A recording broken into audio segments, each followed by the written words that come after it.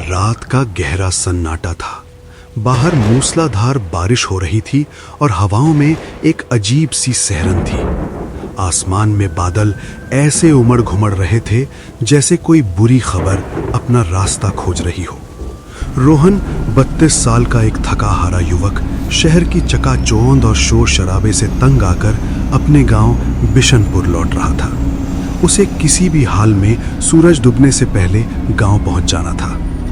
बिशनपुर में इन दिनों मायावी साए की दहशत हर चौपाल और घर के आंगन तक फैली हुई थी। लोग दबी जुबान में कहते थे कि रात होते ही रास्तों पर रूहानी हलचल शुरू हो जाती है और दूर से किसी रोने या पुकारने की आवाज सुनकर अच्छे अच्छे मर्दों का दिल बैठ जाता है। गांव वाले शाम ढलते ही अपने दरवाजे ऐसे बंद कर लेते थे जैसे अंधेरा अपने साथ कोई मेहमान नहीं बल्कि साक्षात मौत लेकर आता हो। रोहन जिस पुरानी बस में बैठा था वो इतनी खटारा थी कि चलने से ज्यादा किसी खतरे की घंटी बजाती मालूम होती थी। थोड़ी दूर चलते ही वो इतना जोर का झटका खाकर रुकती मानो अब आगे बढ़ने से इनकार कर रही हो। क्या किस्मत है, लगता है ये बस आज रात हमें यहीं जंगल में फंसाकर दम लेगी। रोहन ने खिड़की से बाहर झांका तो पाया कि रास्ता अब घने और डरावने जंगल में बदलता जा रहा था। रात पूरी तरह जवान हो चुकी थी और बस अभी भी गांव से करीब 10 किलोमीटर दूर थी। 7 साल बाद रोहन अपने गांव लौट रहा था, लेकिन वहां इन सालों में क्या क्या बदल चुका है इससे वो पूरी तरह अनजान था। बस के भीतर गहरा सन्नाटा था। कुछ यात्री ऊँघ रहे थे तो कुछ बहुत ही धीमी आवाज में खुसुल फुसुल कर रहे थे। तभी अचानक बस एक जोरदार झटके के साथ रुक गई और एक बुजुर्ग साधु भीतर आए। उनका चेहरा झुर्रियों से भरा था, लेकिन आंखें अंगारों जैसी चमक रही थीं। गले में मोटे मनकों की माला थी और हाथ में एक पुराना झोला। रक्षा सूत्र ले लो भक्तों, रक्षा सूत्र, समय खराब है, रक्षा सूत्र ले लो। यात्री उस साधु को ऐसे नजरअंदाज कर रहे थे जैसे वो कोई मामूली भिखारी हो। रोहन ने भी अपना चेहरा खिड़की की ओर घुमा लिया, लेकिन वो साधु सीधे रोहन की सीट के पास आकर रुक गए। उनकी नजरें रोहन पर ऐसे गड़ गईं मानो वो बिना कुछ कहे उसके अंदर का डर पढ़ रहे हों। रोहन ने हैरानी से उनकी ओर देखा। ले लो बेटा, ये सिर्फ धागा नहीं कवच है। रात जितनी शांत दिख रही है उससे कहीं ज्यादा भटक चुकी है। खाली गले से ये जंगल पार मत करना। आजकल वहां कुछ ऐसा जाग उठा है जो इंसानी खून की महक पहचान लेता है। ले लो, कीमत नहीं जरूरत समझकर रख लो, क्योंकि आज की रात हर किसी की सलामत नहीं गुजरती। साधु ने अपने झोले में हाथ डाला और एक विशेष ताबीज निकालकर चुपचाप रोहन की हथेली पर रख दिया। उस ताबीज से एक अजीब सी गर्माहट महसूस हो रही थी, मानो वो किसी अदृश्य ऊर्जा से भरा हो। इसे रख ले बेटा, आज की रात खाली हाथ चलना खतरे से खाली नहीं। जो दिखता है वो सच नहीं होता और जो सच है वो आने से पहले ही इशारा दे देता है। तुझे अभी मेरी बात समझ नहीं आएगी, बस इतना जान ले, इस ताबीज की जरूरत तुझे बहुत जल्द पड़ने वाली है। साधु की आवाज में एक ऐसा गहरा रहस्य था कि रोहन की धड़कनें तेज हो गईं। उसने वो ताबीज चुपचाप अपनी जेब में रख लिया। रात के 11 बजते ही बस बिशनपुर चौराहे पर जाकर रुकी। वो जगह बिल्कुल वीरान थी, न कोई रिक्शा न कोई गाड़ी। अपने घर तक पहुंचने के लिए रोहन को अब 3 किलोमीटर का सुनसान कच्चा रास्ता तय करना था, जो घने जंगल के बीच से होकर जाता था। रास्ते पर गीली मिट्टी की महक थी और दोनों तरफ खड़े ऊंचे पेड़ ऐसे लग रहे थे जैसे अंधेरे में कोई पहरेदार खड़े हों। हवा ठंडी थी, फिर भी रोहन के माथे पर पसीना चमक रहा था। जंगल की खामोशी में खुद को तसल्ली देने के लिए रोहन बड़बड़ाने लगा। चल रोहन, बस 2-3 किलोमीटर ही तो है। तूने भी घर आने के लिए क्या रात चुनी है। लगता है रास्ता भी मजे ले रहा है मुझे पैदल चलाने का। चलते रहे, पहुंच ही जाएगा। तभी अचानक उसकी रीढ़ में एक ठंडी सहरन दौड़ गई। उसे लगा जैसे किसी की नजर उसकी पीठ पर टिकी है। वो झटके से पलटा, पर अंधेरे में बस पेड़ों की लंबी कांपती परछाइयां हवा में हिलती दिखाई दी। आसपास इंसान का नामो निशान नहीं था। कौन है वहां? अगर कोई है तो सामने आओ। छिपकर पीछा क्यों कर रहे हो? देखो मैं जानता हूं कि वहां कोई है। कौन है वहां? कोई जवाब नहीं आया, लेकिन हवा में अचानक बर्फ जैसी ठंडक घुल गई। रोहन ने घबराकर जेब में हाथ डाला और उस ताबीज को छुआ। वही अजीब गर्माहट फिर से उसकी उंगलियों में महसूस हुई। उसने बिना एक पल गवाए वो ताबीज गले में पहन लिया और अपने कदम तेज कर दिए।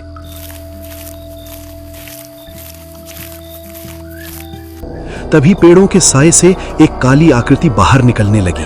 वो इंसान जैसी थी, पर उसका चेहरा धुएं की तरह धुंधला था।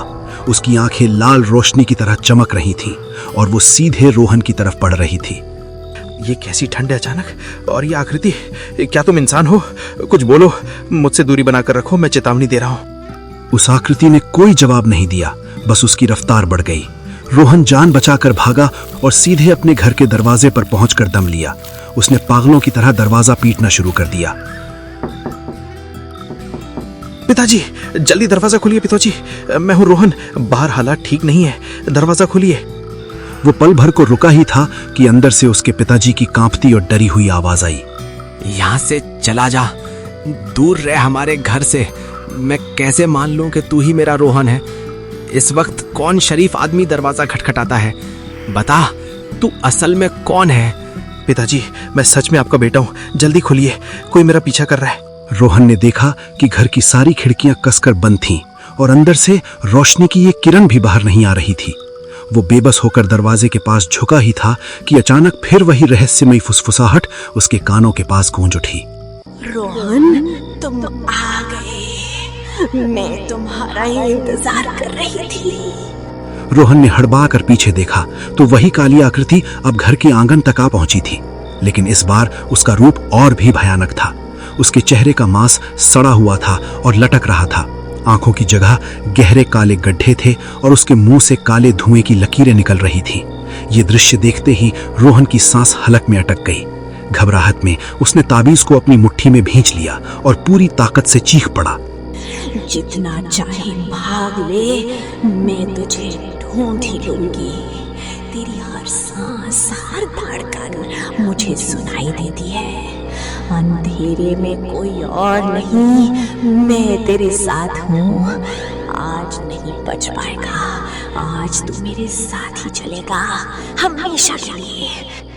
सुन ले, मेरे गले में वो ताबीज है तो मुझे छू भी नहीं पाएगी। जितनी करीब आएगी जल जाएगी, समझी?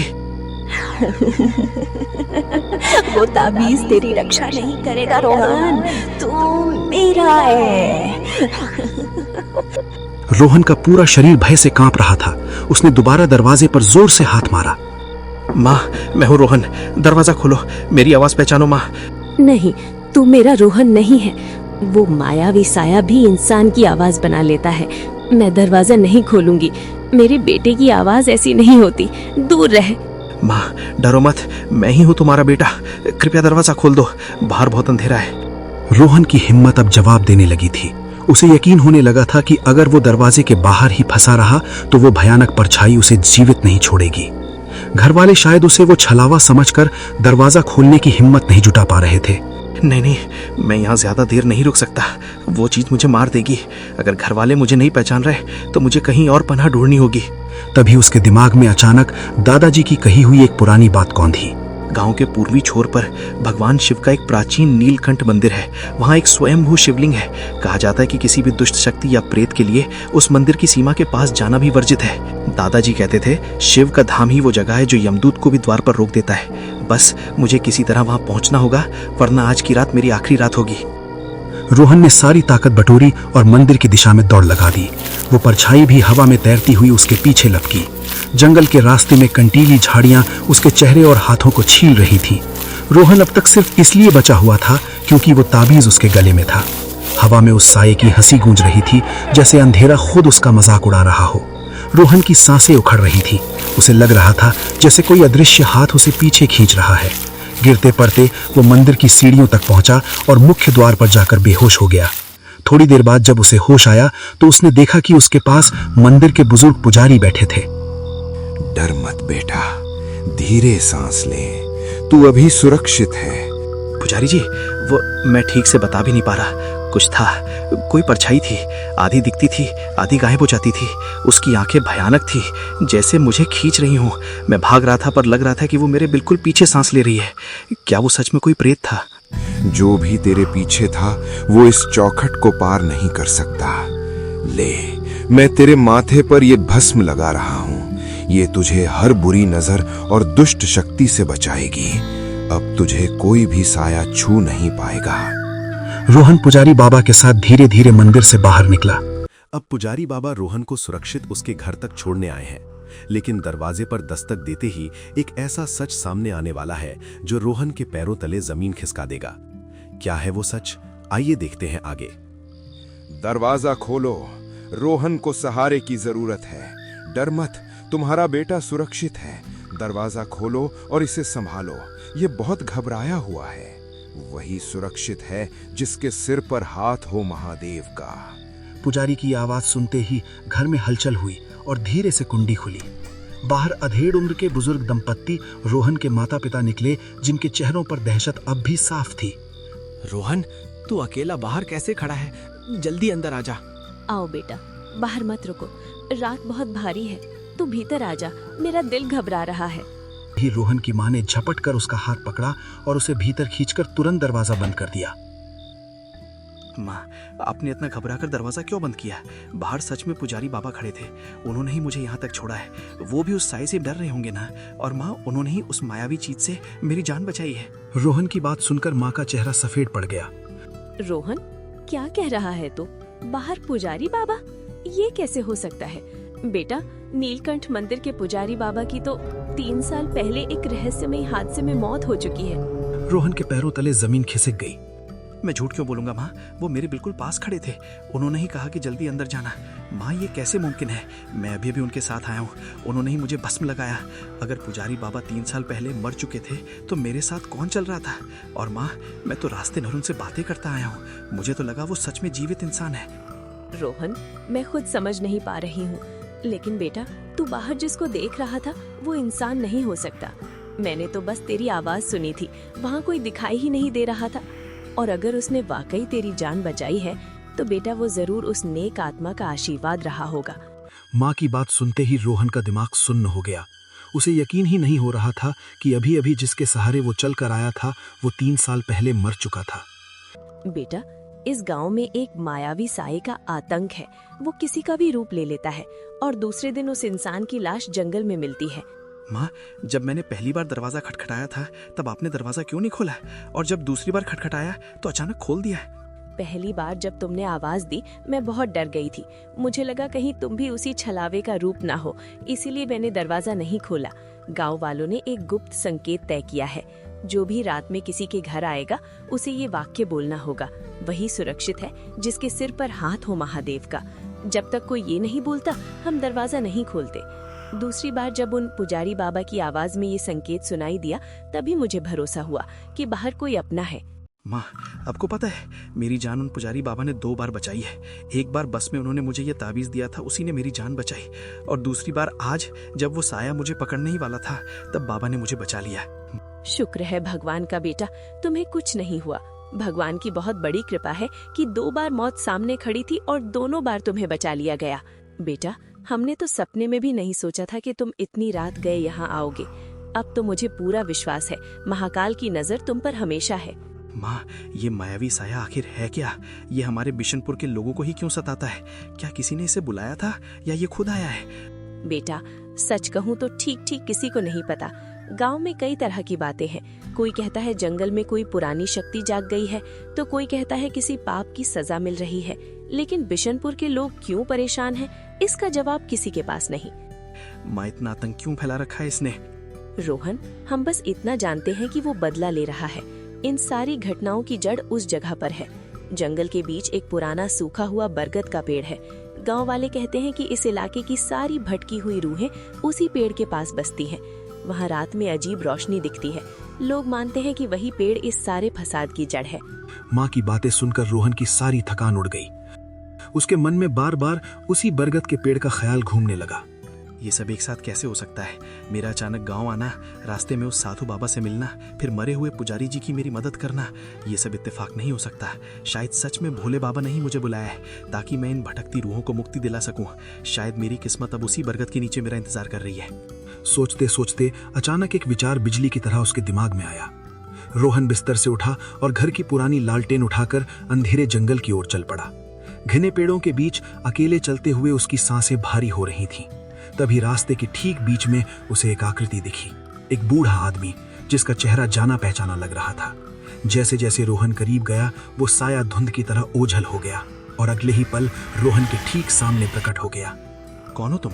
मेरा रास्ता क्यों रोका है? 2 बार तुम बच गए रोहन, पर बार बार किस्मत साथ नहीं देती। तुम वही हो जिन्होंने मेरी जान बस में भी बचाई और आज उस साई से भी? हाँ रोहन, मैं वही हूँ। 2 बार तुम्हारी रक्षा की, लेकिन अब तुम्हारा काल इंतजार कर रहा है। इस बार तुम्हें अकेले सामना करना होगा। बाबा, जब मैं गांव छोड़कर गया था तब हालात ऐसे नहीं थे। आखिर इन सालों में ऐसा क्या हो गया? ये आतंक एक बदले की आग है रोहन। जब तुम गए थे उसके कुछ समय बाद गांव के जमींदार ठाकुर बलदेव सिंह, जो बड़ा ही क्रूर था, उसने एक बंजारन केसर की जमीन हड़पने के लिए उस पे झूठे इल्जाम लगाए। केसर ने खुद को बेगुनाह साबित करने की बहुत कोशिश की, पर किसी ने नहीं सुना। अपमान से टूटकर उसने अपनी जान दे दी। उसकी आत्मा को शांति नहीं मिली और वो एक प्रतिशोधी पिशाचिनी बन गई। उसने सबसे पहले ठाकुर को मारा। एक रात जब मैं मंदिर से लौट रहा था, उसने मेरी भी हत्या कर दी। उसे मुक्ति तभी मिलेगी जब उसकी हड्डियां ढूंढकर अग्नि के हवाले की जाएं। उसकी हड्डियां उसी पुराने बरगद के पास दफन हैं। ये सब सुनकर रूह कांप जाती है बाबा, लेकिन अगर केसर की आत्मा को मुक्ति देने से गांव बच सकता है तो मैं ये काम जरूर करूंगा। जाओ पुत्र, विजय भव। पुजारी जी का साया गायब हो गया। रोहन ने लालटेन कसी और उस मनहूस बरगद के पेड़ के नीचे पहुंच गया। अचानक हवा रुकी और केसर की आत्मा अपने विकराल रूप में प्रकट हुई। आखिर तुम भी आ ही गए मरने। मैं मौत ढूंढने नहीं, तुम्हें मुक्ति देने आया हूँ केसर। तुम्हारा बदला पूरा हो चुका है, अब शांत हो जाओ। शांति? मुझे शांति नहीं, विनाश चाहिए, और आज तू भी नहीं बचेगा। नहीं, ये तावीज, इसे फेंक दे। ये मुझे जला रहा है, मेरी शक्ति को कमजोर करता है। हाथ से अपने गले से उतार। सुन रहा है ना तू? इसे अभी फेंक दे। ये पवित्र माला मेरी आत्मा को दहका रही है, मुझे अपने पास आने ही नहीं दे रही। अगर थोड़ा भी जीना चाहता है तो इस तावीज को तुरंत फेंक दे, वरना मैं तेरे शरीर को चीर कर रख दूंगी। डर के मारे रोहन पीछे हटा और ठोकर खाकर गिर पड़ा। झटका इतना जोर का था कि उसके गले का तावीज टूटकर दूर अंधेरे में जा गिरा। अगले ही पल उस साए ने रोहन को हवा में उठाया और जोर से जमीन पर पटक दिया। रोहन ठीक उसी जगह गिरा जहां मिट्टी थोड़ी खुदी हुई थी और कुछ पुरानी हड्डियां बाहर झांक रही थीं। रोहन दर्द से कराह उठा। आज तो मेरी मौत तय है, ताबीज भी गया। तभी उसकी नजर उन हड्डियों पर पड़ी। वो समझ गया कि ये केसर के अवशेष है। पास ही उसकी लालटेन गिरी पड़ी थी जो अभी भी जल रही थी। अचानक आई हिम्मत के सहारे रोहन ने वो जलती हुई लालटेन उठाई और पूरी ताकत से उन हड्डियों पर दे मारी। तेल फैलते ही हड्डियों ने आग पकड़ ली। केसर की आत्मा एक भयानक गगन भेदी चीख के साथ तड़पने लगी। जैसे जैसे हड्डियां राख में बदल रही थीं, वो काली छाया भी धुएं बनकर हवा में विलीन होती गई। गांव के ऊपर छाया हुआ वो भारी बोझ पल भर में हल्का हो गया। भय और थकान से चूर रोहन वहीं बेहोश हो गया। सुबह होते ही जब रोहन घर नहीं मिला तो उसके माता पिता और गांव वाले जंगल में उसे ढूंढने निकले। उन्होंने रोहन को बरगद के पेड़ के पास बेहोश पाया। रोहन बेटा, माँ, मैंने उसे मुक्त कर दिया। अब गांव में किसी को डरने की जरूरत नहीं है। तभी पीछे से एक सौम्य आवाज गूंजी। सबने मुड़कर देखा तो बरगद की ओट में पुजारी बाबा की धुंधली आकृति खड़ी थी। रोहन, तुम्हारे साहस ने वो कर दिखाया जो पूरा गांव नहीं कर सका। केसर को मुक्ति मिल गई है। अब बिशनपुर पर कोई श्राप नहीं है। मेरा काम भी अब पूरा हुआ। ये कहकर बाबा की आकृति हवा में घुल गई। उस दिन के बाद से बिशनपुर की रातें फिर से शांत और सुरक्षित हो गईं।